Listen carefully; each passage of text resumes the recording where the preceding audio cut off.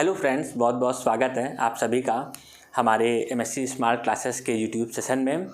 और दोस्तों, आज हम लोग जो बात करने वाले हैं वो बात करने वाले हैं सर्किल के बारे में। और चलिए आज आपका जो क्वेश्चन है वो हम लोग शुरू करते हैं। ठीक है, तो चलो भाई क्वेश्चन देखते हैं।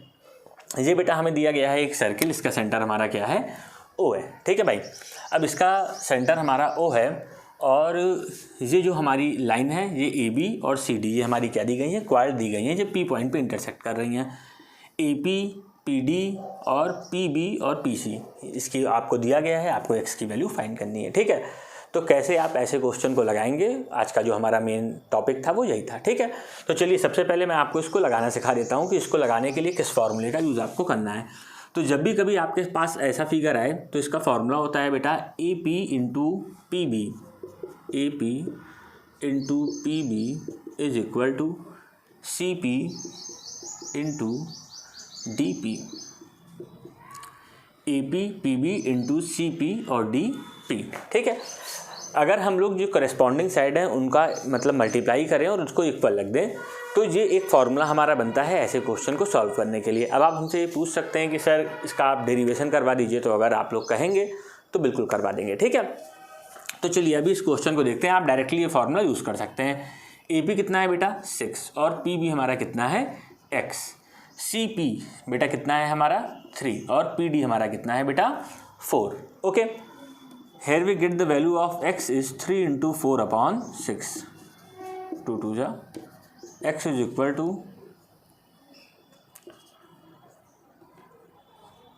2 सेंटीमीटर। ठीक है, तो देखिए बेटा हम लोगों की x की वैल्यू हम लोगों ने बहुत आराम से निकाल ली और हमारी वैल्यू कितनी आ गई 2 सेंटीमीटर। पर अगर केस थोड़ा सा इस तरह से दिया गया हो, मान लीजिए जो हमारा पॉइंट P है वो इस सर्किल के बाहर बना हो, तब हम लोगों को क्या करना चाहिए। तो देखिए तब के लिए रूल ये होता है कि पहले आप ये पूरी लंबी वाली लाइन ले लीजिए, मतलब कि पी ए, इसके साथ इंटू कीजिए पी बी को, ये इक्वल होगा बेटा P C into P D. A P की वैल्यू रख दीजिए बेटा, ए पी की वैल्यू हमारी कितनी है x+7। पी बी इसकी वैल्यू बेटा कितनी है 7। पी सी इसकी वैल्यू बेटा कितनी है 9+8 और पी डी इसकी वैल्यू हमारी कितनी थी बेटा 8 थी। x+7 into 7 is equal to 17 into 8, 7x plus 136। Then we get 7x is equal to 136। ये इधर प्लस में, इधर आया किस में हो गया बेटा माइनस में हो गया। ठीक है,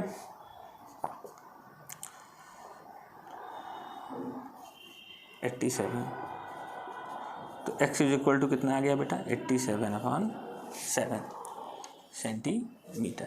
ठीक है, तो देखिए बेटा इस तरह से हम लोगों ने जो भी हमारी x की वैल्यू थी, चाहे इस क्वेश्चन में रही हो और चाहे इस क्वेश्चन में रही हो, तो हम लोगों ने उसको ईजिली फाइंड कर लिया। आप लोग आराम से देख लीजिए, कहीं कोई चीज़ ना समझ में आई हो तो आप लोग पूछ सकते हैं, कोई दिक्कत वाली बात नहीं है।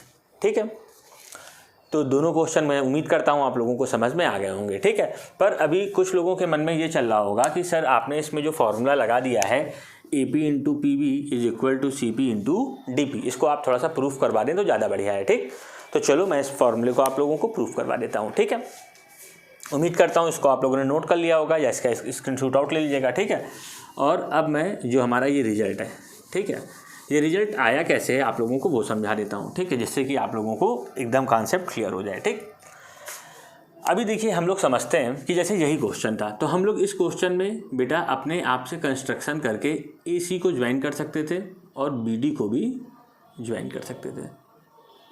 ठीक है, और यहाँ से हम लोग बेटा किसको ज्वाइन कर सकते हैं, ए से डी को ज्वाइन कर सकते हैं। ठीक, देखो इसका जो एक्सप्लेनेशन है वो मैं कर रहा हूँ, इस वाली फिगर का एक्सप्लेनेशन मैं नहीं कर रहा हूँ। मैं सोच रहा हूँ कि भाई अगर मैंने आपको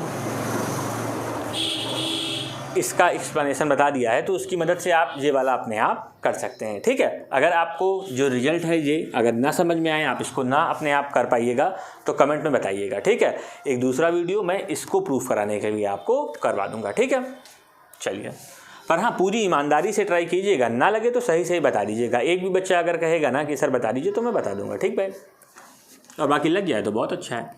तो चलो भाई, अभी जैसे हम मान लेते हैं कि ये बात हमारी क्या है बेटा, टू प्रूफ है, ठीक है। तो अभी देखो AD हमारी क्या है बेटा, AD हमारी क्या है, AD हमारी क्या है बेटा, एक क्वाड है, ठीक, क्योंकि भाई AD कोई सेंटर से होकर तो जा नहीं रही है लाइन कि डायमीटर बन जाएगी। तो AD is a cord, AD हमारी क्या है भैया, कॉर्ड है। अब एक क्वाड से बेटा जो भी एंगल बनते हैं एक सर्किल के सर्कमफ्रेंस पे, वो हमेशा क्या होते हैं, इक्वल होते हैं बेटा। तो इसलिए जो एंगल C होगा वो हमारा किसके बराबर हो जाएगा बेटा, एंगल B के इक्वल हो जाएगा, ठीक। एंगल C हमारा किसके बराबर हो गया, एंगल B के। और जो हमारा ये एंगल है और ये, इसको अगर हम लोग 1 मान लें और इसको 2, तो ये जो एंगल 1 है बेटा ये किसके बराबर हो गया, हमारा एंगल 2 के बराबर हो गया। अगर ये दोनों चीज़ हमको मिल गया तो हम बेटा A criteria of similarity use कर सकते हैं और ट्रायंगल APC को सिमिलर दिखा सकते हैं बेटा किसके, BPD के, ठीक है। हमने इस ट्रायंगल को बेटा, जहाँ मैं मार्क कर रहा हूँ, इन दोनों ट्रायंगलों को हमने क्या दिखा लिया भैया, सिमिलर दिखा लिया, ठीक है। कितने आराम से दिखा दिया। अरे देखो भाई, ये कॉर्ड से एक एंगल ये बन रहा है, एक चीज़ ये बराबर हो गई, दूसरा एंगल 1 एंगल 2 बराबर हो गया। तुम कहोगे सर जी क्यों बराबर हो गया, तो लिख लो भैया, वर्टिकली अपोजिट एंगल है भाई, ठीक है। और ये क्यों है, एंगल फ्रॉम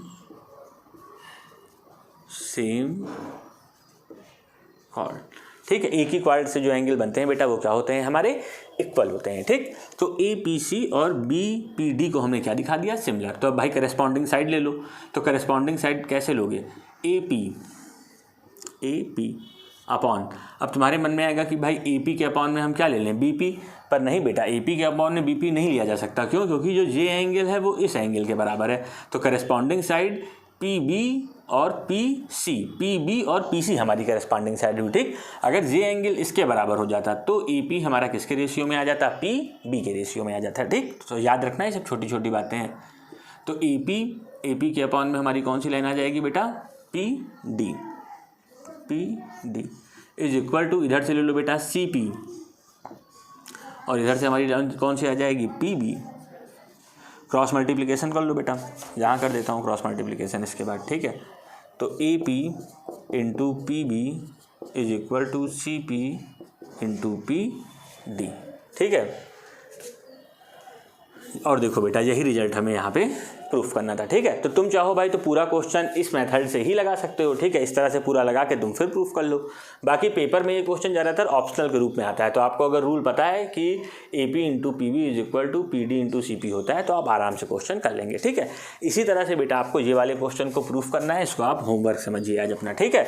ईमानदारी से करने की कोशिश कीजिएगा कि किस तरह से ये रिजल्ट आएगा। आप प्रूफ कर लीजिएगा तो अपने सोल्यूशन को कमेंट भी कर दीजिएगा, ठीक है। और अगर ना कर पाइएगा तो बताइएगा, तो इसके लिए भी एक वीडियो आप लोगों के लिए बना दिया जाएगा, ठीक है।